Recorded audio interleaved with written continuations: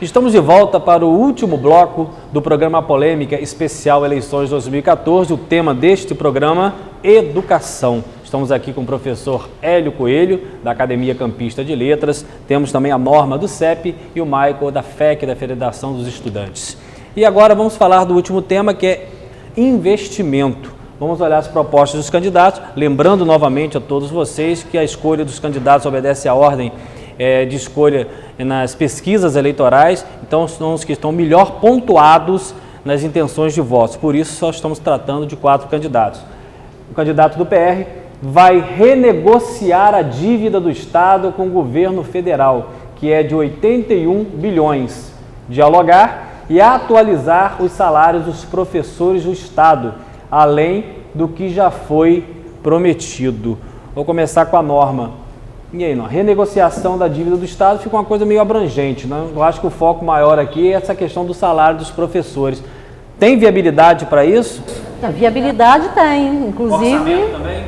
Orçamento tem, inclusive onde a esposa dele é prefeita, a gente encomendou o DIEESE e apresentou quanto que poderia ser o piso, né? Os repasses de perdas, e nada disso foi feito. Aqui engraçado, ele está falando em dialogar lá.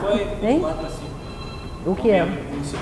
Foi 10%. 10%. Tirando a mas aí tem, e tem a questão de perdas que a gente acumula, né? Aí no Estado, vamos voltar, né, para o Estado, que é o foco nosso. Engraçado ele falar em dialogar, e no Estado já foi governador, a gente já conhece, né?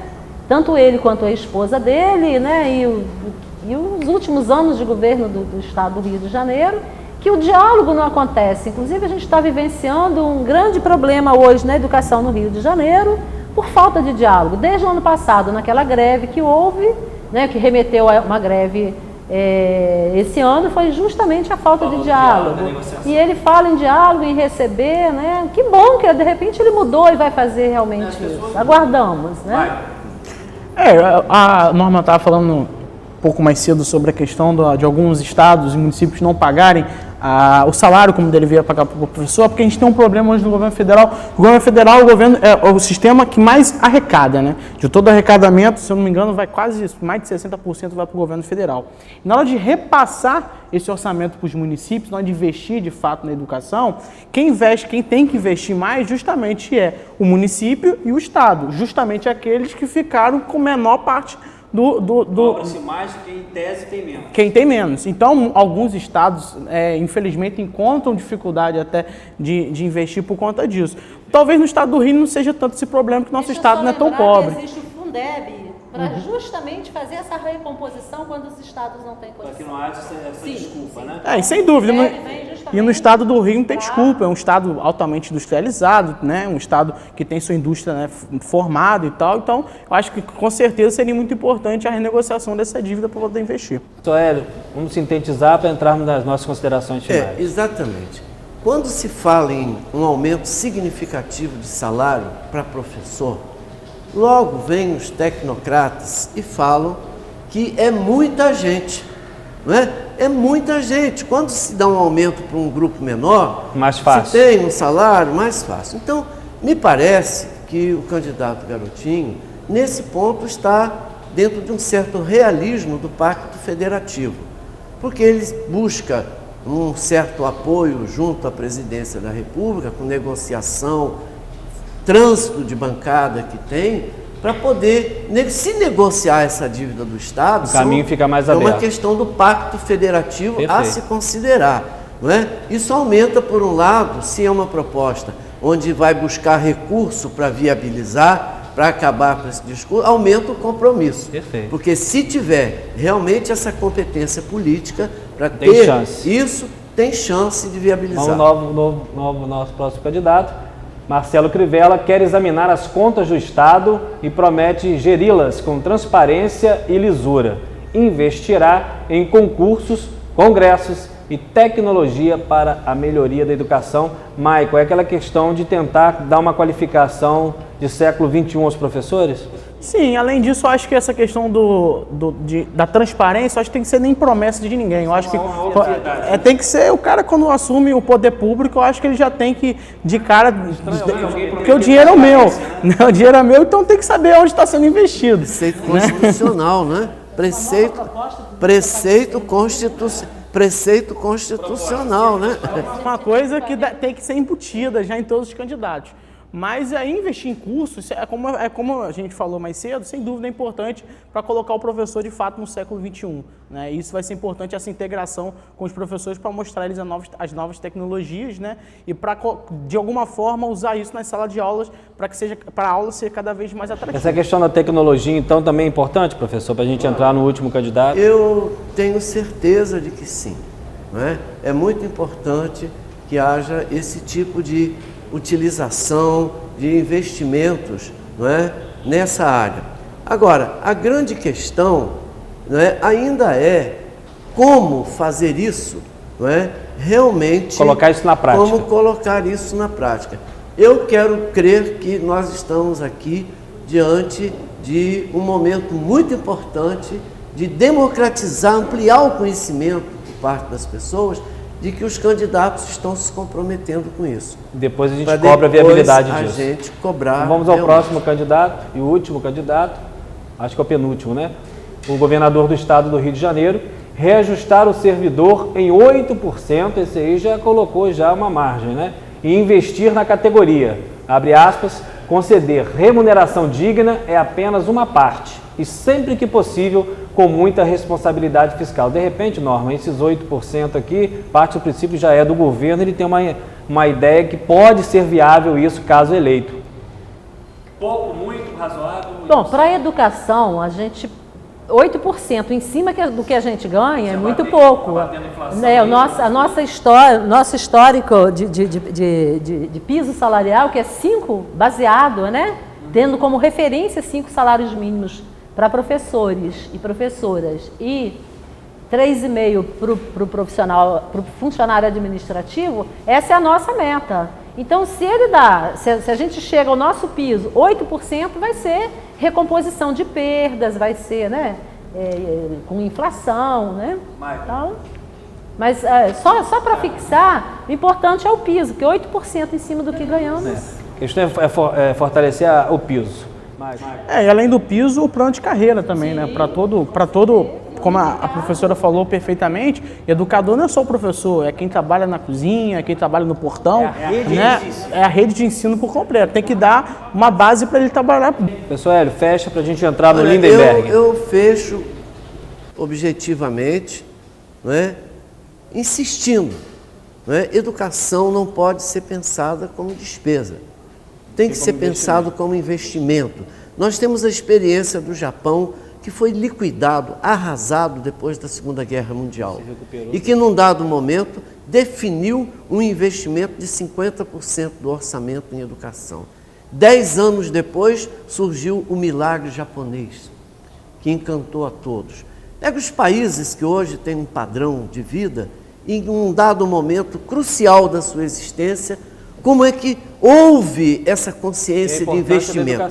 O Brasil está perto de completar 200 anos da Declaração de Independência. Em 2022, nós vamos completar 200 anos da Declaração de Independência. Tinha que haver uma concentração municipal, estadual, federal, para nós assumirmos o compromisso no ano do bicentenário, nós proclamarmos a independência educacional. Perfeito. Vamos ao último candidato, Lindenberg, candidato do PT, candidato do governo federal, recuperar a defasagem salarial dos servidores, que tem um pouco a ver com a questão do 8%, e investir em CIEPs do século XXI, com ensino integral, acesso à tecnologia e ensino técnico e profissionalizante. A gente lê, às vezes parece que a coisa está muito lá em cima quando a gente tem alguns problemas mais básicos. Vou começar com o Maico. Trazendo isso para o lado do aluno, essa recepção do professor nessa ótica seria interessante? Pra gente... Viável também, porque a questão é saber se é viável. Sim, para começar isso, tem que começar qualificando o professor para que ele consiga entender essas novas tecnologias, isso é fundamental. O passo número 2 é ter uma estrutura para isso. Enquanto falta falar, se tiver escola que o telhado cai quando chove, ele não pode ir para a escola, não vai conseguir implantar uma tecnologia desse. Quando você tem goteira, deve ser. Isso aí, vai queimar o computador. Então, a gente tem que pensar, hoje ainda a gente está no básico ainda. Então, talvez isso é importante, sim, começar a se implantar, sim. Mas eu acho que a gente tem que ver primeiro o básico, do básico, que a gente não tem, para depois se pensar, né, em tudo isso. Professor Hélio, coloca essa questão do profissionalizando, partindo do princípio que já vive um terceiro tempo. Nós temos 5 minutos para depois entrarmos... Não há dúvida, isso aí, né, mais uma vez, estamos diante de um compromisso importante. Porque não é possível um professor dar 10 aulas no colégio particular, ganhar R$700 por mês, dar aula na rede pública, ganhar 1.000 e pouco, R$2.000, né? Isso é uma violência. Professor, como é que vai se organizar? Como é que vai montar uma estrutura familiar? Como é que pode um professor desenvolver a grandeza da sua missão, da sua profissão, preocupado com a dívida, preocupado com a cobrança, preocupado com o aluguel, preocupado com essas coisas? Quanto à proposta de um CIEP, não é, do século XXI, não é, toda vez que for invocado esse comprometimento, eu estarei sempre com esperança de que retomar por aí. Norma, vamos fechar para a gente entrar na declaração final. Recuperar a defasagem não é aumento de salário, é repor aquilo que se tem de perda, né? A questão da tecnologia foi muito colocada aqui, ela tem que estar a serviço, ela tem que estar na mão do trabalhador e da trabalhadora, seja professor, seja aluno, que serão futuros profissionais. A questão de que o investimento na educação ele é fundamental e ele não pode ser tratado como, né, gasto, como já foi dito pelo professor aqui. E a questão do ensino profissionalizante, ele é fundamental. A gente está numa luta pela educação do campo, que é justamente nessa linha de profissionalizar, de reorientar com uma nova pedagogia, com a pedagogia da alternância, para que essas pessoas do campo tenham dignidade ao morar, ao produzir e ao, né, fornecer aquilo que a cidade mais precisa, que é o alimento.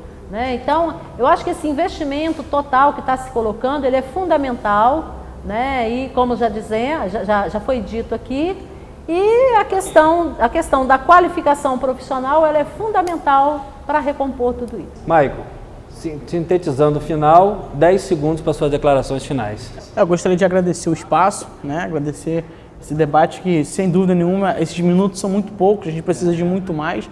Agradecer ao Terceira Via pelo espaço, né? E que a gente possa, em outro momento, voltar aqui para debater esse ponto tão importante que é a educação.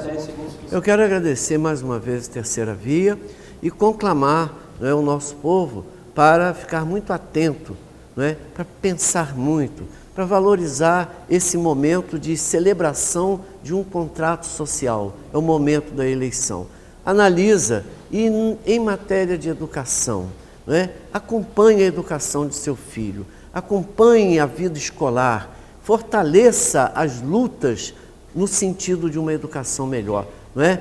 Não é apenas pensar que mudando a grande transformação social não se faz no singular, não apenas mudando o governador. É um conjunto de medidas em que a população tem também uma responsabilidade muito grande. Norma, muito obrigado. Obrigada, Terceira Via, pela participação. O espaço, como foi dito, é pouco, mas, né, é importante. E complementando o que os companheiros aqui disseram, é investir em educação. Professor e professora que forma todas as outras profissões e tem salário inferior a todas as demais profissões. Estamos terminando o nosso primeiro programa, a Polêmica Especial Eleições 2014, e até semana que vem com mais um programa com um tema específico. Um abraço a todos.